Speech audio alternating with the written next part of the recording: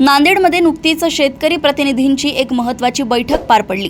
दैनिक देशोन्नतीचे मुख्य संपादक आणि लोकनायक शेतकरी नेते प्रकाश पोहरे यांनी या बैठकीत सरकारवर कडाडून टीका केली आहे। सरकारने शेतकऱ्यांची मोठ्या प्रमाणात लूट केली असून आता शेतकऱ्यांनी एकत्र येऊन दबाव गट निर्माण करण्याची गरज असल्याचे प्रतिपादन त्यांनी केले आहे। शेतकऱ्यांच्या विविध प्रश्नांवर प्रकाश पोहरे यांनी या बैठकीत विस्तृत चर्चा केली। विशेष म्हणजे सरकारने शेतकऱ्यांची जी लूट केली आहे ती लूट वापसी परत मिळावी, शेतकऱ्यांना हक्काचा हमीभाव मिळावा यासह शेतकऱ्यांच्या विविध मागण्यांसाठी त्यांनी सुप्रीम कोर्टात 650 पानांची जनहित याचिका दाखल केली आहे। ही याचिका किसान ब्रिगेडचे संस्थापक अध्यक्ष प्रकाश पोहरे, राष्ट्रीय कार्याध्यक्ष पुरुषोत्तम गावंडे, डॉक्टर दत्ता मोरे आणि विशाल राऊत यांनी दाखल केली आहे। सदर न्यायालयीन लढा ज्येष्ठ विधिज्ञ ॲडव्होकेट प्रशांत भूषण हे लढत आहेत। सुप्रीम कोर्टाने या याचिकेचे गांभीर्य ओळखून ती स्वीकारली असून जर प्रामाणिकपणे न्याय मिळाला तर देशातील शेतकऱ्यांचा मोठा फायदा होईल असा विश्वास पोहरे यांनी व्यक्त केलाय। प्रकाश पोहरे यांनी राजकीय आणि धार्मिक वक्तव्यांवरूनही अनेकांचा समाचार घेतला। संजय गायकवाड यांच्यासारख्या प्रवृत्तींना तेथील नागरिकांनी ठेचले पाहिजे असे सांगतानाच त्यांनी बागेश्वर सारख्या बेअक्कल भोंदूंवरही निशाणा साधला। देशातील गंभीर प्रश्नांवरून लोकांचे लक्ष भरकटवण्यासाठी अशा भोंदू लोकांना बोलायला लावले जाते असा टोला त्यांनी लगावला।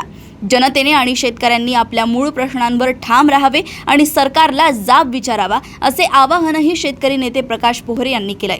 त्यांच्याशी संवाद साधलाय नांदेडवरून आमचे प्रतिनिधी पवन जगदंबार यांनी।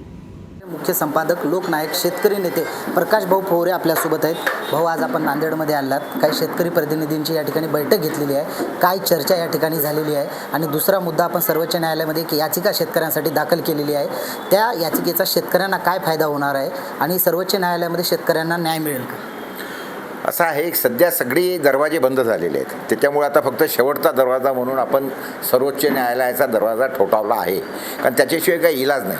ज्या पद्धतीने सरकारने शेतकऱ्यांना लुटलं आहे ती अत्यंत गंभीर आणि फार सिरियस विषय आहे। त्यामुळे आम्ही त्याकरिता जी सगळी किती लूट झाली, कसं केलेलं आहे ते सगळे आकडेवारी जमा करून जवळपास 650 पानाचं PIL सुप्रीम कोर्टामध्ये दाखल केलं आणि सुप्रीम कोर्टाने त्याचं गांभीर्य ओळखून जिथे 100 PIL टाकल्यानंतर 99 बाद होतात किंवा फेकून देतं कोर्ट, त्याच्यात आमचं PIL गेलं म्हणजे याचा अर्थ त्याच्यामध्ये सबस्टन्स कोर्टाला दिसलं। आणि मला आशा आहे की त्या संदर्भामध्ये जर समजा कोर्टाने प्रामाणिकपणे हे करायचा प्रयत्न केला तर जे काय म्हणतो त्याला 100 मोर्चे लाखाच्या सभा घेऊन होणार नाही ते ह्या एका PILने साध्य होईल याच्याबद्दल मला खात्री आहे। या ठिकाणी चर्चा झालेली आहे, या ठिकाणी काय चर्चा झाली? नाही, या PILच्या संदर्भातही चर्चा झाली, बाकीचंही काही 1-2 विषय होते, ते सगळे विषय आम्ही केले।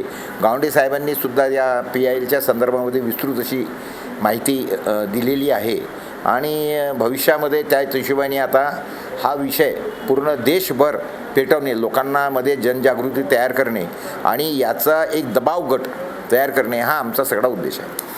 भाऊ, शिवाजी कोण होता या पुस्तकावरून बुलढाण्याचे आमदार संजय गायकवाड यांनी प्रकाशक प्रशांत आंबे यांना अश्लील भाषेत शिवीगाळ केली आहे, जीवे मारण्याची धमकी दिली आहे, हे अभिव्यक्ती स्वातंत्र्यावर हल्ला आहे का? याकडे तुम्ही कसं पाहता? नाही, ते तर आम्ही त्या संदर्भात जाहीर केलं आहे की आम्ही या प्रकाशक संस्थेचे अध्यक्ष आहोत, राष्ट्रीय इंडियन लँग्वेज न्यूजपेपर असोसिएशन ही प्रकाशकांचंच प्रतिनिधित्व करते आणि आम्ही त्या दिवशी मुंबईला 2 दिवसा अगोदर जी आमसभा झाली त्याच्यामध्ये आम्ही जाहीर केलं की याच्यापुढे कुठल्याही प्रकाशकाने याच्या संदर्भातल्या, कारण हा जो आहे हा विकृत आहे आणि याला हा प्रसिद्धी पिसाट आहे, अलग लक्षात। आणि एक तर पहिली गोष्ट म्हणजे असं आहे की त्याची अवकात लायकी काहीच नाही आहे। एक गुंड मनुष्य शिवसेनेच्या नावाखाली निवडून आला आणि प्रचंड पैसा जमा करतो। त्यांनी स्वतःच सांगितलं की मी माझ्या कार्यकर्त्यांसाठी यावेळेला टेंडरमध्ये 35 कोटी रुपये सोडून दिले, म्हणजे यावेळेला सोडले, याच्या अगोदर किती खाल्ले असतील। त्याच्यामुळे त्याचं जे काही तिथं दिसते आहे ते सगळं अशा पद्धतीच्याच याच्यावर पायावर आधारलेलं आहे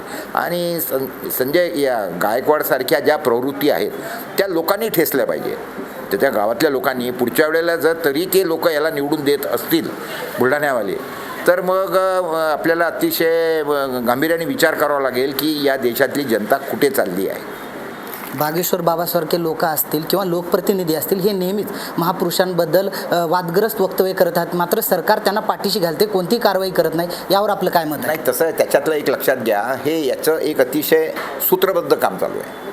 कसं झालेलं आहे की सध्या देशामध्ये लोकांसमोर, शेतकऱ्यांसमोर अत्यंत गंभीर असे विषय आहेत, खूप गंभीर आहेत. म्हणजे शेतकऱ्यांचं तर तुम्ही पाहिलेच आहे, त्याच्यानंतर इतरही गोष्टी, महागाई, गॅस वगैरे, पेट्रोल वगैरे हे सर्व हे झालेलं आहे. अशा वेळेला लोकांनी या गंभीर विषयाकडे लक्ष द्यायचं नाही, त्याच्याकरता एकत्रित येऊ नये.